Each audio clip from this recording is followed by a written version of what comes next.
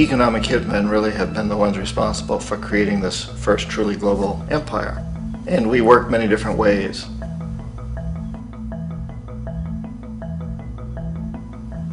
But perhaps the most common is that we will identify a country that has resources our corporations covet, like oil, and then arrange a huge loan to that country from the World Bank or one of its sister organizations. But the money never actually goes to the country. Instead, it goes to our big corporations to build infrastructure projects in that country, power plants, industrial parks, ports, things that benefit a few rich people in that country, in addition to our corporations, but really don't help the majority of the people at all. However, those people, the whole country is left holding a huge debt. It's such a big debt they can't repay it, and that's part of the plan, that they can't repay it. And so at some point, we economic hitmen go back to them and say, listen, you owe us a lot of money, can't pay your debt, so sell your oil real cheap to our oil companies.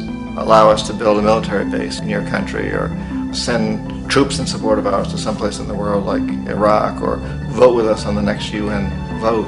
To have their electric utility company privatized and their water and sewage system privatized and sold to U.S. corporations or other multinational corporations. So there was that whole mushrooming thing, and it's so typical of the way the IMF and the World Bank work, that you put a country in debt, it's such a big debt it can't pay it, and then you offer to refinance that debt and pay even more interest. And you demand this quid pro quo, which you call a conditionality or good governance, which means basically that they've got to sell off their resources, including many of their social services, their utility companies, their school systems sometimes, their penal systems, their insurance systems, to foreign corporations. So it's a double, triple, quadruple whammy. The precedent for economic hitmen really began back in the early 50s when democratically elected Mossadegh, who was elected in Iran, he was considered to be the hope for democracy in the Middle East and around the world. He was Time Magazine's Man of the Year. But one of the things that he'd run on and began to implement was the idea that foreign oil companies needed to pay the Iranian people a lot more for the oil that they were taking out of Iran. The Iranian people should benefit from their own oil. Strange policy. We didn't like that, of course. But we were afraid to do what we normally were doing, which was to send in the military. Instead, we sent in one CIA agent, Kermit Roosevelt, Teddy Roosevelt's relative. And Kermit went in with a few $1 million and was very, very effective and efficient. And in a short amount of time, he managed to get Mossadegh overthrown and brought in the Shah of Iran to replace him, who always was favorable to oil. And it was extremely effective. Mobs overflow Tehran. Army officers shout that Mossadegh has surrendered and his regime as virtual dictator of Iran is ended. Pictures of the Shah are paraded through the streets as sentiment reverses. The Shah is welcomed home. So back here in the United States, in Washington, people looked around and said, wow, that was easy and cheap. So this established a whole new way of manipulating countries, of creating empire. The only problem with Roosevelt was that he was a card-carrying CIA agent, and had he been caught, the ramifications could have been pretty serious. So very quickly at that point, the decision was made to use private consultants to channel the money through the World Bank or the IMF or one of the other such agencies, to bring in people like me who worked for private companies, so that if we got caught, there would be no governmental ramifications.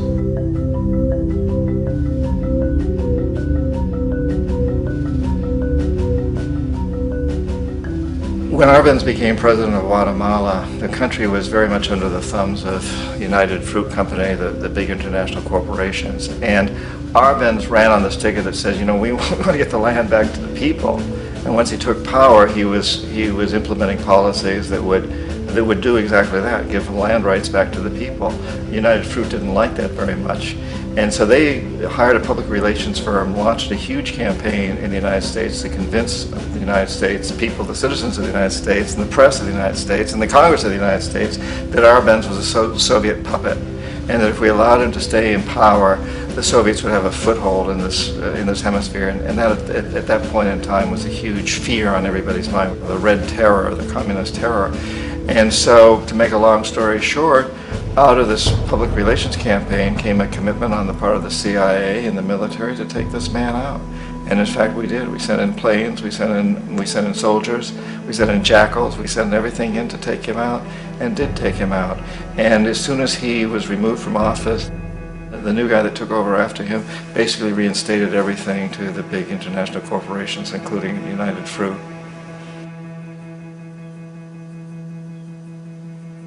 Ecuador for many, many years had been ruled by pro-US dictators, often relatively brutal.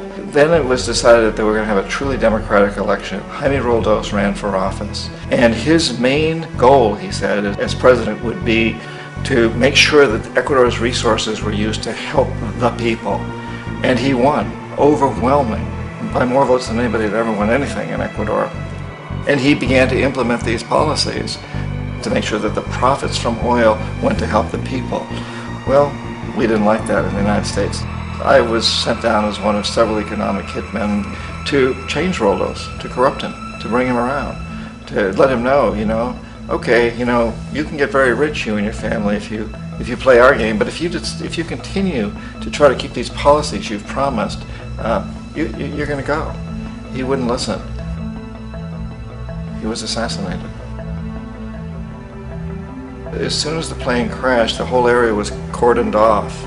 The only people allowed in were U.S. military from a nearby base and some of the Ecuadorian military. When an investigation was launched, two of the key witnesses died in car accidents before they had a chance to testify. A lot of very, very strange things that went on around the assassination of Jaime Roldos. I, like most people who've really looked at this case, have absolutely no doubt that it was an assassination. And of course, in my position as an economic hitman, I was always expecting something to happen to Jaime, whether it be a coup or assassination, I wasn't sure, but that he would be taken down because he was not being corrupted. He would not allow himself to be corrupted the way we wanted to corrupt him. Omar Torrijos, president of Panama, was one of my favorite people. I really, really liked him. He was very charismatic. He was a guy who really wanted to help his country. And when I tried to bribe him or corrupt him, he said, look, John, he called me Juanito. He said, look, Juanito, I don't need the money. What I really need is for my country to be treated fairly. I need for the United States to repay the debts that you owe my people for all the destruction you've done here. I need to be in a position where I can help other Latin American countries win their independence and be free of this terrible presence from the north that you people are exploiting us so badly. I need to have the Panama Canal back in the hands of the Panamanian people. That's what I want. And so, leave me alone. Don't try to bribe me. It was 1981, and in May, Jaime Roldos was assassinated. And Omar was very aware of this. Torrijos got his family together and he said, I'm probably next, but it's okay because I've done what I came here to do. I've renegotiated the canal. The canal will now be in our hands. He just finished negotiating the treaty with Jimmy Carter. In June of that same year, just a couple of months later, he also went down in an airplane crash, which there's no question was executed by CIA-sponsored jackals. Tremendous amount of evidence that one of Torrijos' security guards handed him at the last moment as he was getting on the plane a tape recorder, a small tape recorder that contained a bomb.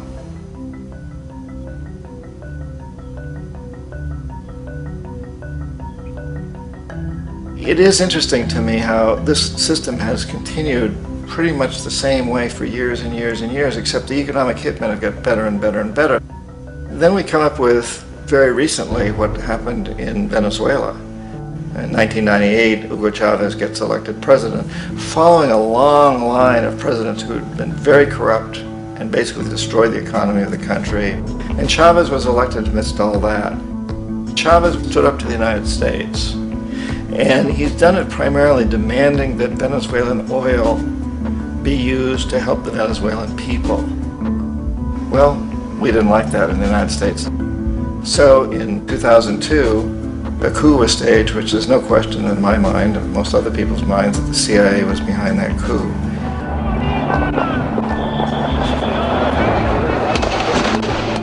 The way that that coup was fomented was very reflective of what Kermit Roosevelt had done in Iran, of paying people to go out into the streets, to riot, to protest, to say this Chavez is very unpopular. You know, if you can get a few thousand people to do that, television can make it look like it's the whole country, and things start to mushroom. Except in the case of Chavez, he was smart enough, and the people were so strongly behind him that they overcame it, which was a phenomenal moment in the history of Latin America.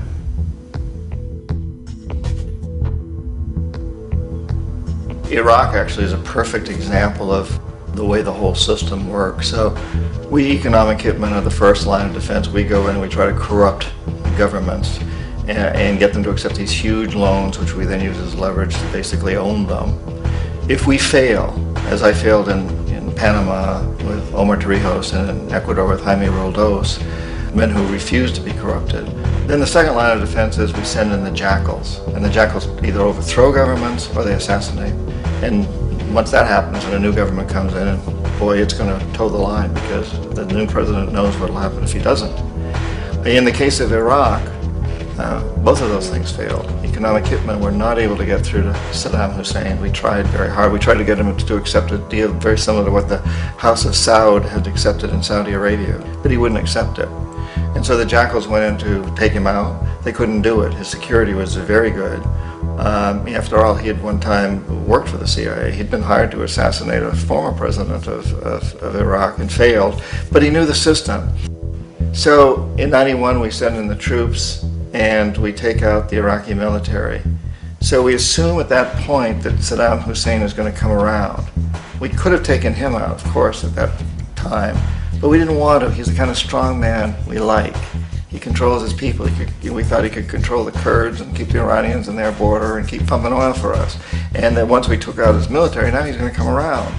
So the economic hitmen go back in the 90s without success. If they'd had success, he'd still be running the country. We'd be selling him all the fighter jets he wants and everything else he wants. But they couldn't. They didn't have success. The jackals couldn't take him out again. So we sent the military in once again, and this time we did the complete job and took him out, and in the process created for ourselves some very, very lucrative construction deals. We had to reconstruct a country that we'd essentially destroyed, which is a pretty good deal if you own construction companies, big ones. So, you know, Iraq shows the three stages. The economic hitmen failed there, the jackals failed there, and as a final measure, the military goes in. And in that way, we've really created an empire, but we've done it very, very subtly. It's clandestine. All the empires of the past were built on the military, and everybody knew they were building them. So the British knew they were building them, the French, the Germans, the Romans, the Greeks, and they were proud of it. And they always had some excuse, like spreading civilization, spreading some religion, something like that. But they knew they were doing it. We don't. The majority of the people in the United States have no idea that we're living off the benefits of a clandestine empire, that today there's more slavery in the world than ever before. And then you have to ask yourself, well, if it's an empire, then who's the emperor? Obviously, our presidents of the United States are not emperors. An emperor is someone who's not elected, doesn't serve a limited term, and doesn't report to anyone, essentially. So you can't classify our presidents that way. But we do have what I consider to be the equivalent of the emperor, and it's what I call the corporatocracy. The corporatocracy is this group of individuals who run our biggest corporations, and they really act as the emperor of this empire. They control our media, either through direct ownership or advertising. They control most of our politicians because they finance their campaigns, either through their corporations or through personal contributions that come out of the corporations. They're not elected, they don't serve a limited term, they don't report to anybody. And at the very top of the corporatocracy, you really can't tell whether a person's working for a private corporation or the government because they're always moving back and forth. So, you know, you've got a guy who one moment is the president of a big construction company like Halliburton, and the next moment he's vice president of the United States, or the president who is in the oil business. And this is true whether you've got Democrats or Republicans in the office. You have the moving back and forth through the revolving door. And in a way, Our government is invisible a lot of the time, and its policies are carried out by our corporations on one level or another.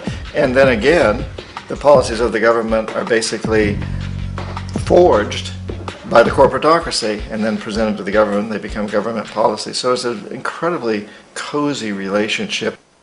This isn't a conspiracy theory type of thing. These people don't have to get together and plot to do things. They all basically work under one primary assumption, and that is that they must maximize profits regardless of the social and environmental costs.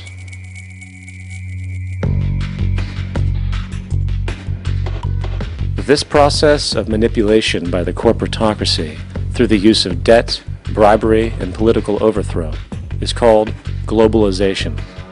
Just as the Federal Reserve keeps the American public in a position of indentured servitude through perpetual debt, inflation, and interest, the World Bank and IMF serve this role on a global scale.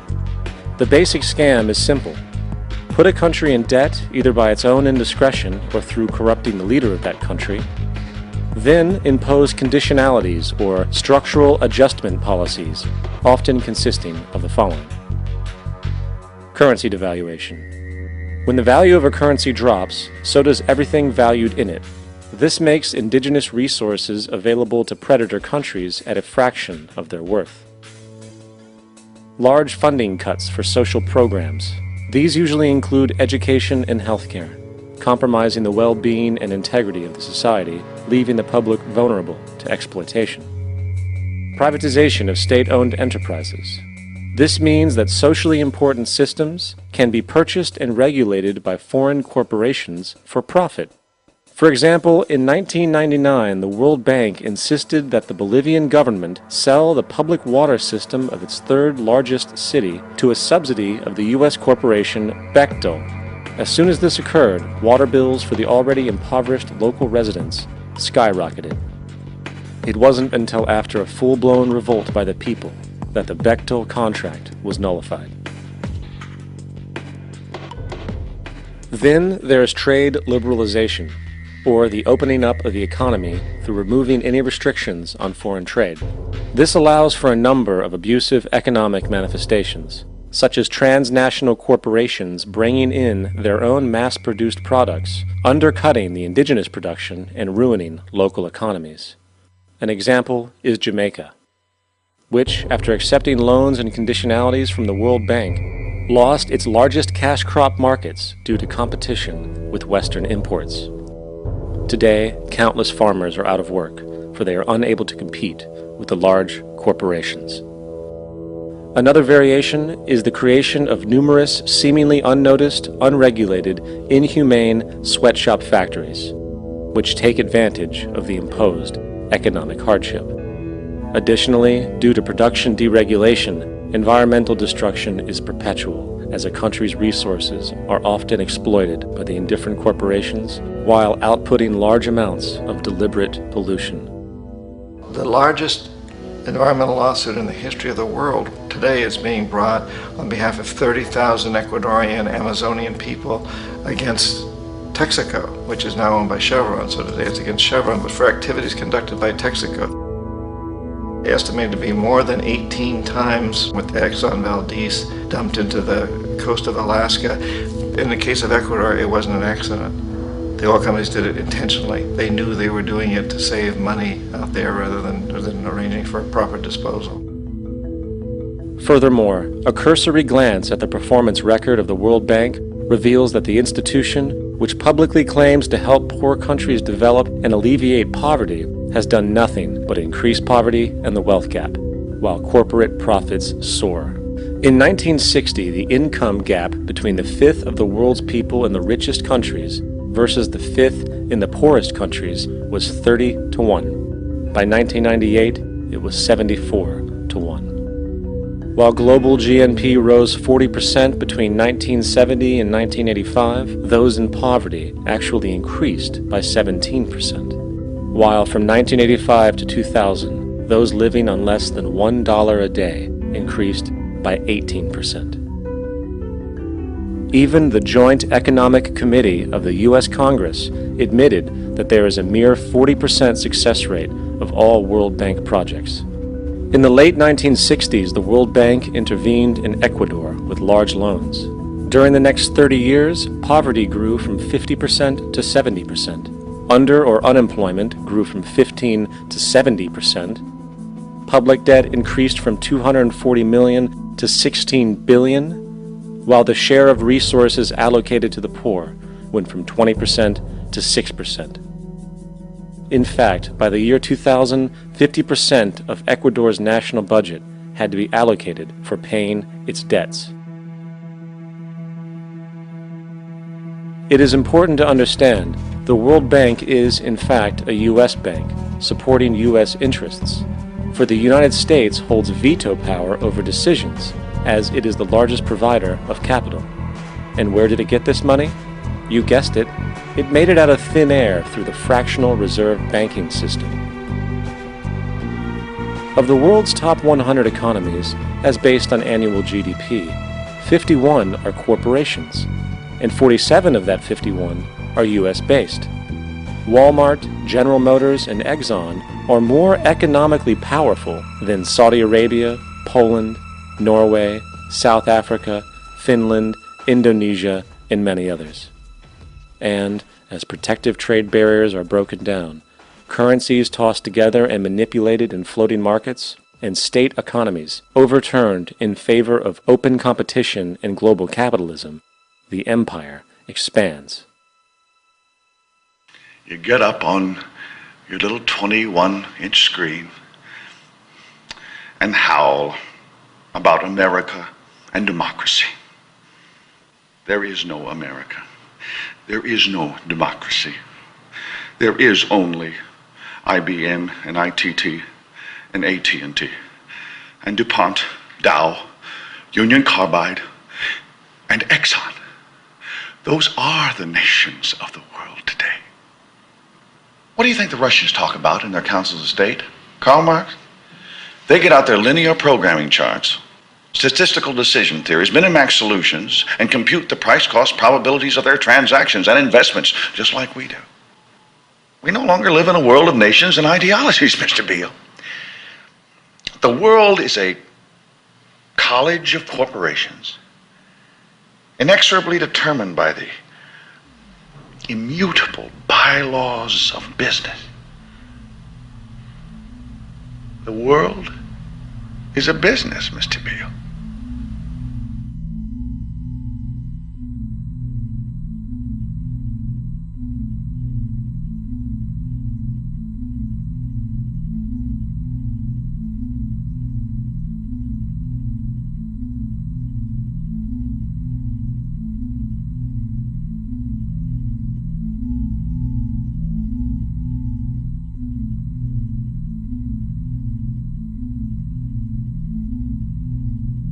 The world is being taken over by a handful of business powers who dominate the natural resources we need to live while controlling the money we need to obtain these resources.